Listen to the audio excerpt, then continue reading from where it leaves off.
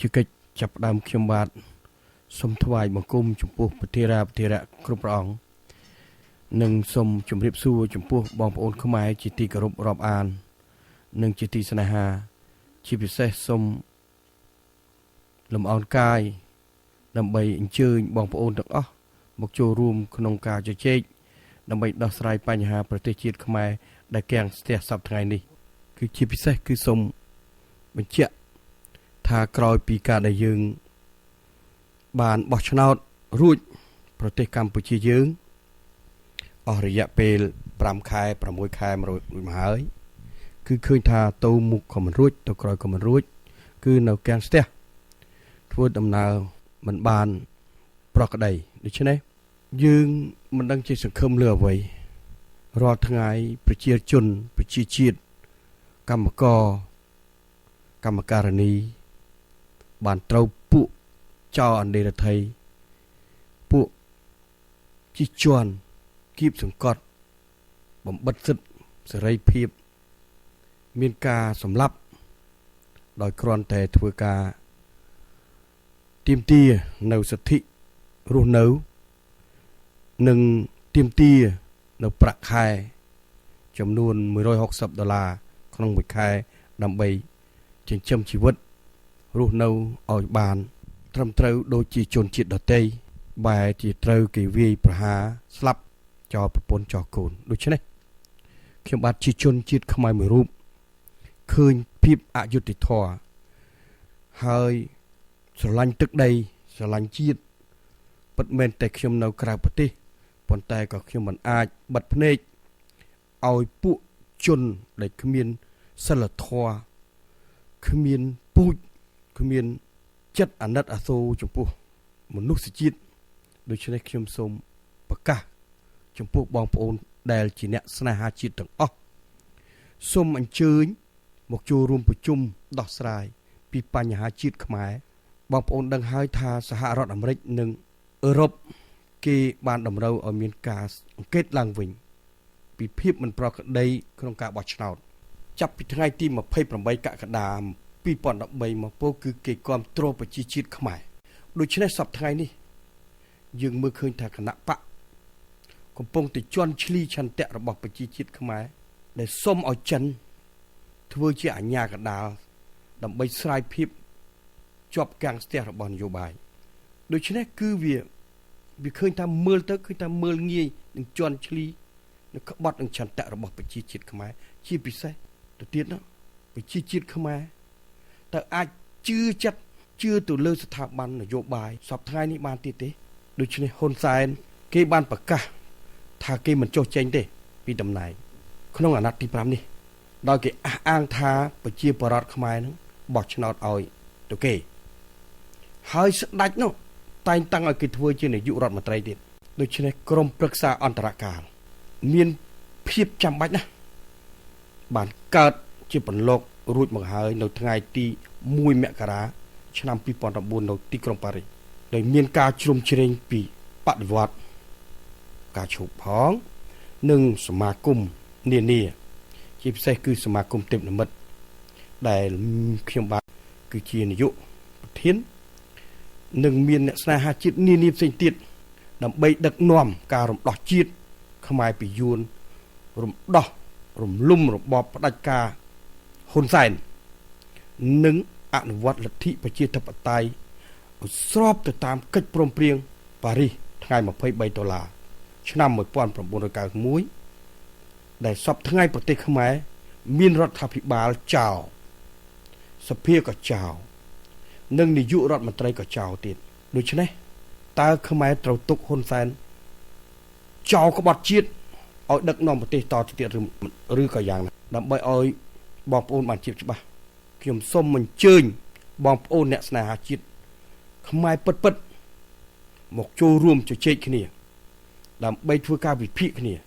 នឹងមនសិការជាតិដែលស្រឡាញ់ទឹកដីស្រឡាញ់ជាតិដែលឃើញព្រឹត្តិការណ៍ដ៏សែនរន្ធត់គ្រប់បែបយ៉ាងទាំងអស់នេះយើងត្រូវតែរួមដៃគ្នាដើម្បីដោះស្រាយបញ្ហាជាតិខ្មែរដូច្នេះយើងមិនអាចឲ្យយួនវាមកបន្តធ្វើអាណានិគមលើស្រុកយើងបែបនេះតទៅទៀតទេខ្ញុំសូមអំពាវនាវសូមមេត្តា បងប្អូនអញ្ជើញមកចូលរួមស្ដាប់និងជួយដោះស្រាយបញ្ហាខ្មែរជាមួយអ្នកស្នេហាជាតិនានានៅថ្ងៃទី1ខែកុម្ភៈ2014ឲ្យបានកកអាស័យដ្ឋានដូចខាងក្រោមនេះបាទ Salle Maurice Cole Cour de Rivière 77 600 Bussy Saint-Jacques France ដូច្នេះខ្ញុំសូមអរគុណទុកជាមុនហើយសង្ឃឹមថាបងប្អូនអ្នកស្នេហាជាតិនឹងអញ្ជើញមករួមឲ្យបានច្រើនកកដើម្បីជួយលើកទឹកចិត្តបងប្អូនយើងដែលកំពុងតែរងគ្រោះរងទុក្ខវេទនានៅឯប្រទេសកម្ពុជាកម្មវិធីចាប់ផ្ដើមពីម៉ោង 14 រហូតទៅដល់ម៉ោង 19 ល្ងាចបាទសូមអរគុណ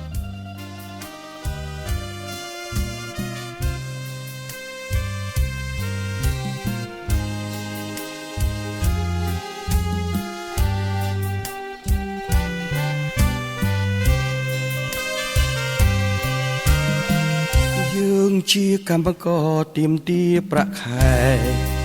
ខុសច្បាប់មកໄວដែរមិនដេចប្រែជាឈាមគេបាញ់សម្លាប់ចាប់ចងគំរាមចង់រស់ត្រូវស្ងៀមអ្នកណាហ៊ានខ្សិនខ្សែលោហិតទឹកភ្នែកជ្រែកផ្ពាល់កម្មករក្រមនឹមអយុត្តិធម៌របបផ្ដាច់ការប្រឡាយរះឯងជាតិឯងឲ្យវិនិច្ឆ័យខ្សែកាប់ព្រៃជីករ៉ែប្លន់ដីរះក្រអត់បាយសាមុតទុកខ្មែរស្រែកយំទឹកភ្នែក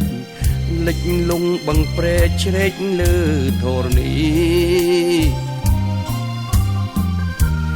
អាណិតកម្មករ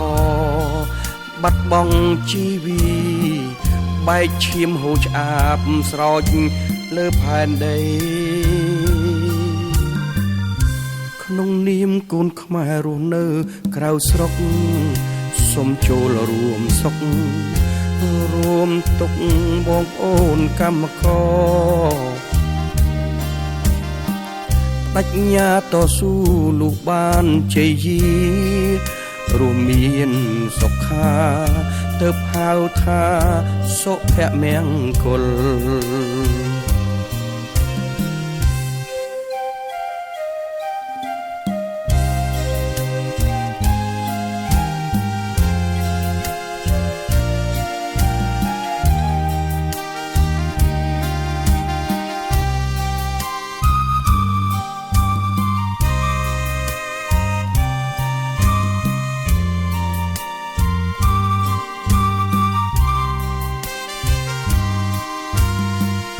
យើងជាកម្មករទៀមទាប្រាក់ខែខុសច្បាប់មកໄວដែរមិនដេចប្រែជាឈាម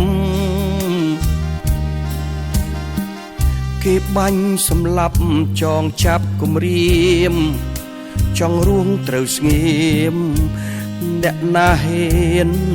ខ្សិនខ្សែលោហិតទឹកភ្នែកជ្រែកផ្ពាល់កម្មករក្រមនឹមអយុត្តិធម៌របបផ្ដាច់ការប្រឡាយរះឯងជាតិឯងឲ្យវិនិច្ឆ័យខ្សែកាប់ព្រៃជីករ៉ែប្លន់ដីរះក្រអត់បាយសាក់មុតទុកខ្មែរស្រែកយំទឹកភ្នែកលិចបឹង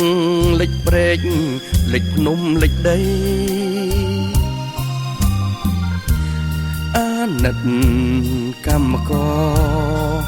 បាត់បង់ជីវីបែកឈាមហូរធ្លាយស្រោចលើផែនដីក្នុងនាមកូនខ្មែរដែលរស់ក្រៅស្រុកសូមចូលរួមសុខ រួមទុកផងដែរយើងឈាមតែមួយគឺឈាមជាតិខ្មែរទាំងក្រុងទាំងស្រែទាំងក្នុងទាំងក្រៅក្រោកឡើងគ្រប់ប្រានយកជ័យឲ្យបាន